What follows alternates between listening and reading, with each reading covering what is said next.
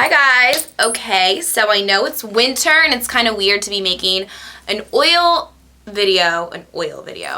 skin video because that's more of a summer issue, but I figured people like me, like I have oily skin and I have it in the winter and the fall and the spring, whenever. It's not just a summer problem. So I wanted to help all you girls out that have oily skin and you want to have a matte finish to your face because nobody wants to look like a frying pan. So I hope you all enjoy and please subscribe. Okay, so you don't want to dry your face too much, but you just want to use a couple of products that can help absorb some of the extra oil on your face. So, I'm going to start from washing your face to when you do your makeup. Okay, so the first thing you have to do is remove all your makeup off. Make sure you use makeup wipes, whatever, get all your eye makeup off, everything like that. And when you get into the shower, use a face wash that has maybe like rice protein in it or something like that. I'm sure there's like fancy ones at Sephora and Ulta, but I'm going to show you the drugstore one because I'm all about saving money. This is Neutrogena's Deep Clean Long Last Shine Control Cleanser / Mask. And I like this because, see, it says that it has the rice protein in it or whatever. And you know how you put your cell phone, if it falls into like the toilet or a puddle of water, you put your cell phone into rice and it like soaks up all the water?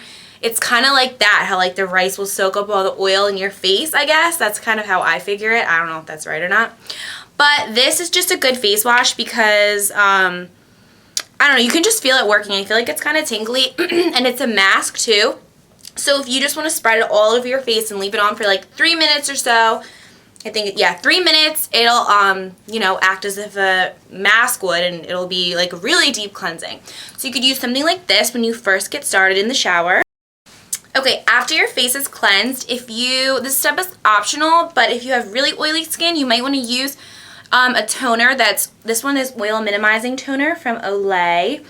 And you just basically would pour a little bit onto a cotton ball and rub it all over your face, like your nose and your T-zone and stuff, and this will help reduce a little bit more of the excess oil if you still have any left over after you washed your face. So the next thing might seem like kind of contradicting, is that the word I'm looking for? Because I'm going to tell you to moisturize your face.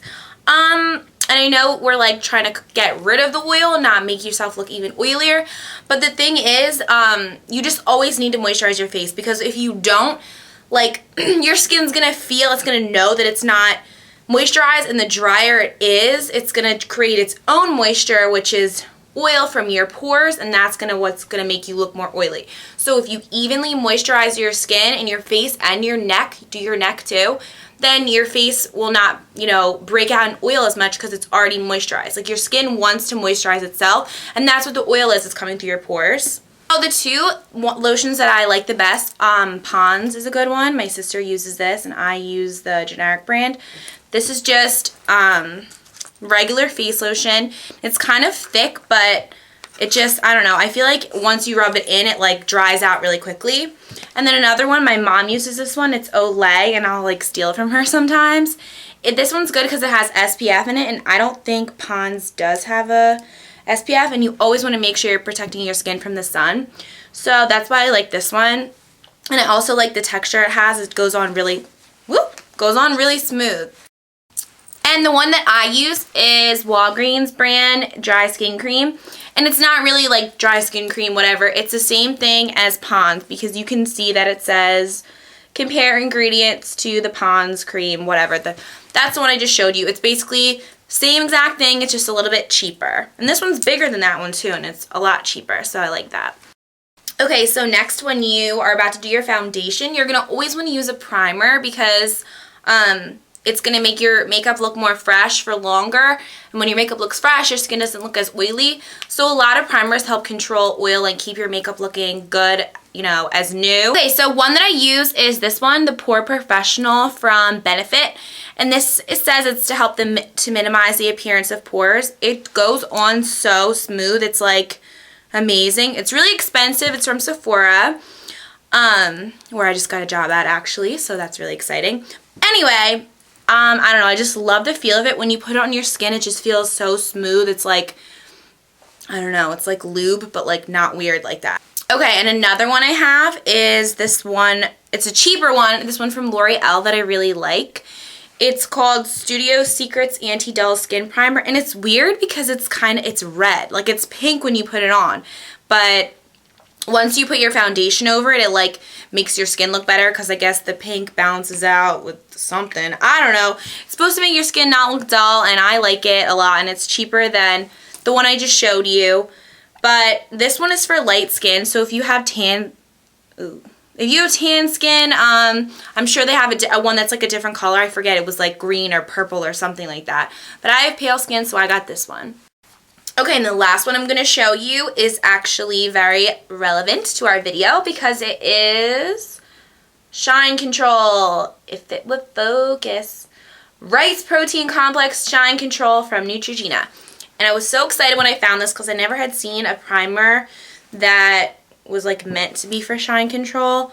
This one is kind of different because you can feel it. Like, it smells kind of funny. It smells like cucumbers, but like you can feel that it, like, once you rub it in, it like feels kind of dry. Like, you know, it would be soaking up the oils. It says control shine all day with or without makeup. Oh, so I guess you can use this without makeup. And extends the wear of makeup, has a matte finish, and won't over dry skin or clog pores. So it's exactly what you would want in a primer if your skin is really oily. So I would guess you would want to focus this mostly on your T-zone or wherever you're oily. Mine is basically the T-zone area. Okay, next a good matte foundation. And I know they have foundations specifically that say matte skin, but I don't have that. I think some are just a little more oilier or like a more dewy finish than others. But I like the True Match one by L'Oreal. This is my mom's because that's why it's the palest color of like the universe, because she's, you know, she doesn't go tanning or anything. But I really like this. It's not so much full coverage, so if you have kind of like bad skin, you might want something that's a little fuller coverage. I use Revlon Photo Ready, and I really like that foundation, but I think it tends to be a little more of a dewy finish. It's not quite completely matte, so that's why I didn't want to show you guys that in the video. And obviously the most important step of having a matte finish to your look is a good finishing powder. Because powder is what sets your makeup and like stops it from being shiny. Like once you put that powder on, your face looks more complete.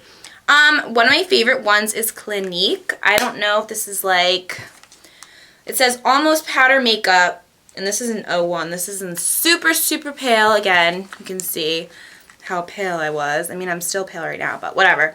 And I like this one too because there's SPF in it. You can never have too much SPF. You don't want to have wrinkly face when you're older, unless you go tanning, if that's your thing.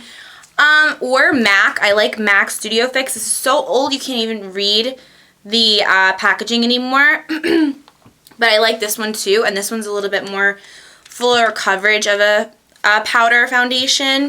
But I think the Clinique one is a little bit better in terms of matte, a more matte look, just in my opinion. Okay, so a lot of girls go wrong and they get really oily when they put on their bronzer, because so many bronzers, you might not even realize it until you look closely, but there's glitter in them or they just come out really shiny, and it's just, it makes your whole matte look just go to shit because you just put it on and then your whole forehead looks like a disco ball, and you don't want that. So a good bronzer, the only one that I pretty much use, I showed you guys this before, is Too Faced bronzer. Look, you can see the camera. Too Faced bronzer, Chocolate Soleil, or whatever, matte bronzing powder made with real cocoa, and it smells like chocolate. It really does. And you can see this bronzer is completely matte. It just looks like a really dark powder. So that's why it's so great. And you just want to put this on your forehead, around the sides of your face where the sun would naturally hit, and a little bit on your cheeks. You know, you don't have to go so crazy into contouring, I feel like, if you don't want to, if you just want to do your makeup quick. But try not to put it down your nose, because bronzers, even the matte bronzers, tend to just, you know, make you look more shiny, and that's an area that you definitely don't want to get too shiny. So make sure, you know, your foundation matches your face so that you don't have to put too much bronzer on and make your face look more shiny. But one area that I do think it's okay to be a little bit more shiny is your cheeks, and that's why I would recommend a bronzer that's not, I mean, not a bronzer, a blush that's not completely matte, that has a little bit of shimmer in it. This one, I don't know, you can barely see it's, I guess you can see it's shimmery, like a teeny little bit. This is Coralista by Benefit, and it's so old that you can't, it's like literally, I think I got this for Christmas when I was like 16. Like, it's probably not good to have it still, but it's blush, you don't use that much. But if you really do, but yeah, like I said, that has a little bit of a shine to it, and I think it's nice to have a little bit of shine on your cheeks. There's nothing really wrong with that. But if you really wanted one that is not expensive and has no shine to it really, I would say this one by Physicians Formula. It's their Peach Matchmaker Blush. That's pretty cool, right? I mean, I feel like that's so pointless and stupid because nobody actually really uses the little mirrors on, like, your compacts. I mean, I don't personally. I use a big mirror. But whatever. I just think this one's what I have on my face right now. It's really super pink, so I feel like it's for girls that have a little bit more color to their skin. But it definitely has, like, no sheen to it. Like, it's completely matte, and I kind of don't like that. But if you're looking for something like that, I think this would be a good match for you. Literally matchmaker. Okay, so my last tip for you guys would just be to carry around a kabuki brush and your powder all day. Nothing really else is, I don't think, needed. I don't understand when girls bring around like mascara and bronzer and all this stuff in their makeup bag because I don't have time to redo my face, and you know, once I do it, that's it. So the only thing I would suggest is bringing around a kabuki brush and your powder. And maybe on your lunch break, or if you have like a break in the day, or go to the bathroom or something, and take toilet paper or a paper towel, kind of blot your T-zone area. You don't even need to buy those, you know, little, you know, oil absorbing pads. You can just use paper towels or toilet paper. It's the same thing. And just blot around the area that you're oily, and then just swirl your brush into your powder and kind of dab in the T-zone area so that you look a little bit less shiny and your makeup looks a little bit more new. So those are my tips on keeping a matte complexion. I hope you guys enjoyed this video, and if you have any questions, feel free to ask me, and I will see you guys on my next video. Bye!